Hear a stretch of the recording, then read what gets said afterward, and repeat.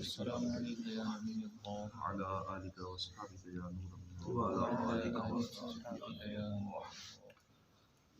फरमाने आखिरी नबी रसूल हाशमी सल्लल्लाहु अलैहि वसल्लम, मुसलमान जब तक मुझ पर दरूद पढ़ता रहे फरिश्ते उस पर रहमतें भेजते रहते हैं।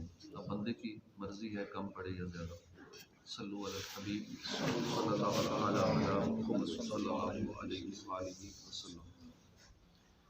हज़रत अल्लामा अरशदुल क़ादरी रहमतुल्लाह अलैह बहुत बड़े आशिक़ रसूल, माहिर आलमी दीन हैं। आपको नबाज़ मिल्लत भी कहा जाता है, यानी कौम की नब्ज़ पहचानने वाले। अल्लामा अरशदुल क़ादरी साहब लिखते हैं कि एक बादशाह बड़ा ज़ालिम और बदमिजाज था। शहर के अतराफ़ में उसका एक खूबसूरत बाग था जिसमें साफ़ और शफ़ाफ़ पानी का हौज़ था। एक मरतबा ख्वाजा गरीब नवाज़ चिश्ती अजमेरी रहमतुल्लाह अलैह का यहाँ से ख्वाजा साहब उस बाग के अंदर तशरीफ़ ले गए, हौज़ के पानी से गुस्ल फरमाया, नमाज अदा की और वहीं बैठकर तिलावत कुरान में मसरूफ़ हो गए। इतने में बादशाह के आने का शोर बुलंद हुआ। ख्वाजा गरीब नवाज़ रहमतुल्लाह अलैह ने उस शोर की तरफ बिल्कुल तवज्जो न दी और इत्मीनान के साथ तिलावत में मसरूफ़ रहे। जब ज़ालिम बादशाह शाहाना शान व शौकत के साथ बाग में दाखिल हुआ तो हौज़ के करीब सादा से लिबास में एक नेक सिफ्त शख्स को देखकर गुस्से से लाल पीला हो गया। गज़बनाक लहजे में सिपाहियों पर चिल्लाया, इस शख्स को किसने मेरे बाग में बैठने की इजाज़त दी? बादशाह का गुस्सा देखकर सिपाही सहम गए। इससे पहले कि सिपाही को जवाब देते, ख्वाजा गरीब नवाज ने निगाह मुबारक उठाई, बादशाह की तरफ देखा। बस हुजूर ख्वाजा साहब की नज़र पड़ने की देर थी कि बादशाह एकदम कांपना शुरू हो गया, लरसते हुए ज़मीन पर गिरा, बेहोश हो गया। अब ख्वाजा गरीब नवाज रहमतुल्लाह अलैह गरीब नवाजी फरमाते हुए अपनी जगह से उठे, पानी मंगवाया और बादशाह के मुंह पर छींटे मारे। थोड़ी ही देर में बादशाह को होश आ गए। बस अब क्या था, होश आते ही बादशाह निहायत आजिज़ी के साथ अपनी कोताही की माफ़ी मांगने लगा। फिर अपने तमाम खादिमों समेत तौबा करके ख्वाजा साहब की ग़ुलामी में दाखिल हुआ। अपने कदमों में बुला ख्वाजा पिया और जलवा भी दिखा ख्वाजा पिया। अल्हम्दुलिल्लाह छठी शरीफ आने वाली है। इस बुध और जुमरात की दरमियानी रात ये ख्वाजा साहब की छठी दुनिया भर में लोग मनाते हैं। ख्वाजा साहब का उर्स होता है। अल्लाह पाक हमें भी तौफीक अता फरमाए। बेशक अल्लाह के नेक बंदों की मोहब्बत लाजवाल दौलत है, बड़ी सादत है। एक मरतबा अल्लाह ने मूसा अलैहिस्सलाम की तरफ वही फरमाई कि ए मूसा, क्या कभी मेरे लिए कोई अमल किया है? आज के या अल्लाह पाक, मैं नमाज़ें पढ़ता हूँ तेरे लिए, रोज़े रखता हूँ तेरे लिए, सदका खैरात करता हूँ तेरे लिए, ये सारी नेकियां तेरे ही लिए करता हूँ। अल्लाह पाक ने फरमाया, मूसा आप नमाज पढ़ते हैं, ये रोज़े क़यामत आपके लिए दलील होगी।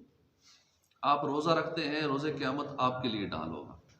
आप सदका करते हैं, ये रोज़े क़यामत आपके लिए साया होगा।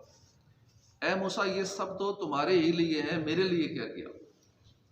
मूसा अलैहिस्सलाम ने अर्ज़ की, इलाही तू ही बता वो कौन सा अमल है जो ख़ास तेरे ही लिए? इरशाद फरमाया, मूसा क्या तूने कभी मेरे लिए किसी से मोहब्बत की है? उस वक्त मूसा अलैहिस्सलाम ने जान लिया कि अल्लाह की रज़ा की खातिर दूसरों से मोहब्बत करना ये अफजल तरीन नेकी है। सुभान अल्लाह, मालूम हुआ कि अल्लाह की रज़ा के लिए लोगों से मोहब्बत करना अफजल तरीन नेकी है। अल्हम्दुलिल्लाह हमें ख्वाजा साहब से मोहब्बत है, हमें हुज़ूर गौसे पाक से मोहब्बत है, दाता हुज़ूर से मोहब्बत है, आला हज़रत इमाम अहमद रज़ा ख़ान से मोहब्बत है। अल्लाह के फ़ज़ल से हमें तमाम औलिया कराम से, अपने पीर व मुर्शिद से भी मोहब्बत है। ज़ाहिर है ये मोहब्बत किस लिए? अल्लाह की रज़ा के लिए। इसलिए कि ये सब अल्लाह के नेक बंदे अल्लाह पाक और उसके प्यारे हबीब के फरमा बरदार हैं। अल्लाह पाक ने उन्हें इज़्ज़त से नवाजा है, अल्लाह पाक ने उनका मकाम बुलंद फरमाया है। इसलिए हमें इन बुज़ुर्गों से मोहब्बत है। हम अल्लाह की रहमत से पुख्ता उम्मीद रखते हैं कि इंशाअल्लाह ये मोहब्बत, औलिया कराम की मोहब्बत, ये हमें बख्शवा देगी, हमारा बेड़ा पार कर देगी और इंशाअल्लाह जन्नत में दाखिले का सबब भी बन जाएगी। हज़रत इब्न समाक रहमतुल्लाह अलैह नेक बुज़ुर्ग हुए। इमाम गज़ाली फरमाते हैं कि जब हज़रत इब्न समाक का आखिरी वक्त आया तो आपने अल्लाह की बारगाह में दुआ की, या अल्लाह तू जानता है जब मैं गुनाह करता था उस वक्त भी तेरे नेक बंदों की मोहब्बत मेरे दिल में मौजूद होती थी। ए अल्लाह पाक, उस मोहब्बत के सदके मुझे अपना कुर्ब अता फरमा। कैसी निराली दुआ है।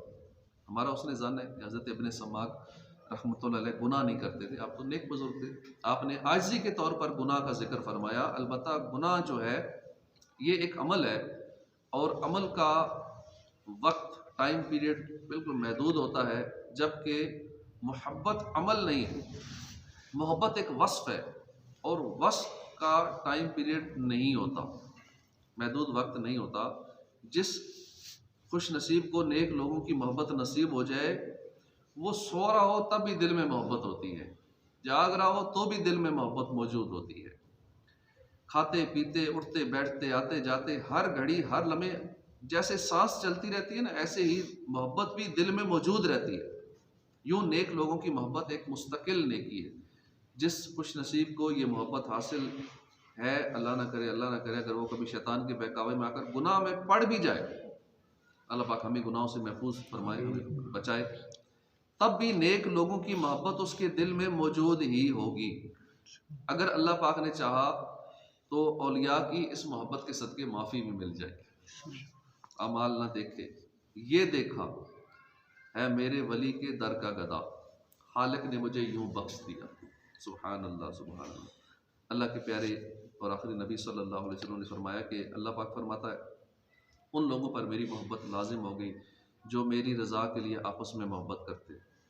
नबी करीम सल्लल्लाहु अलैहि वसल्लम ने फरमाया, अल्लाह की रज़ा के लिए आपस में मोहब्बत करने वाले क़यामत के दिन सुर्ख याकूत के सतूनों पर होंगे, हर सतून के ऊपर 70,000 कमरे होंगे। जब उनमें कोई नीचे झांकेगा तो उसका हुस्न जन्नतियों के घरों को भर देगा, जैसे सूरज की रोशनी दुनिया वालों के घरों को भर देती है। अहले जन्नत कहेंगे, ओ रज़ाए इलाही के लिए आपस में मोहब्बत करने वालों की ज़ियारत को चलते हैं। बस जन्नती वहाँ आएंगे और उनके चेहरों को ऐसे चमकता देखेंगे जैसे 14वीं रात का चांद चमकता है। ये यानी अल्लाह की रज़ा के लिए आपस में मोहब्बत करने वाले सब्ज़ लिबास पहने होंगे, उनकी पेशानियों पर लिखा होगा कि ये वो लोग हैं जो अल्लाह की रज़ा के लिए आपस में मोहब्बत करते थे। हदीस पाक में कि अल्लाह के प्यारे नबी सल्लल्लाहु अलैहि वसल्लम ने फरमाया, एक शख्स था, वो अपने दीनी भाई से मुलाकात के लिए निकला। अल्लाह पाक ने उसके रास्ते में एक फ़रिश्ते को इंसानी शक्ल में बिठा दिया। जब वो फ़रिश्ते के करीब से गुजरा तो फ़रिश्ते ने उसे रोक कर पूछा, कहाँ का इरादा है रखते हो? कहा, मैं फ़लाँ दीनी भाई से मुलाकात के लिए जा रहा हूँ। फ़रिश्ते ने पूछा, क्या उससे तुम्हें कोई काम है? कहा, नहीं, कोई काम नहीं। फ़रिश्ते ने पूछा, फिर क्या वो तुम्हारा रिश्तेदार है? कहा, नहीं, रिश्तेदार भी नहीं। फ़रिश्ते ने तीसरा सवाल किया, क्या उसने तुम पर कोई एहसान किया है? उस शख्स ने कहा, नहीं, कोई एहसान भी नहीं किया। पूछा, फिर उससे मुलाकात के लिए क्यों जा रहे हो? कुछ नसीब शख्स ने कहा, मैं उससे अल्लाह के लिए मोहब्बत करता हूँ।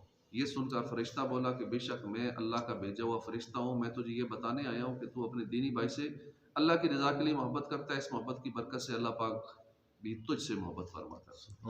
तो ये अल्लाह के लिए मोहब्बत रखने की बरकत कभी सर्वे कर लीजिए। दुनिया भर में जितने आशिकाने औलिया हैं, इनसे पूछ लीजिए कि तुम गौसे पाक कोर्स क्यों मनाते हो, दाता हुजूर से मोहब्बत क्यों करते हो, ख्वाजा साहब के तज़किरे क्यों करते हो, ख्वाजा साहब की छठी क्यों मनाते हो 6 रजब को, फैज़ान आला हज़रत के नारे क्यों लगाते हो। तो हर अश्क रसूल आशिक औलिया कहेगा मुझे इनसे मोहब्बत है। तो अगर अल्लाह ने चाहा तो इन नेक लोगों की मोहब्बत ही की बरकत से हम इन अल्लाह वालों के पीछे पीछे जन्नत में पहुँच जाएंगे। हदीस पाक में अल मरउ मअ मन अहब्बा, क़यामत के दिन आदमी उसके साथ होगा जिसके साथ मोहब्बत करता है। अल्लाह पाक हमें अपनी रज़ा के लिए मोहब्बत करने, अपने औलिया की मोहब्बत नसीब फरमाए। आमीन। बिजाह नबी आमीन सल्लल्लाहु अलैहि वसल्लम। अल्हम्दुलिल्लाह।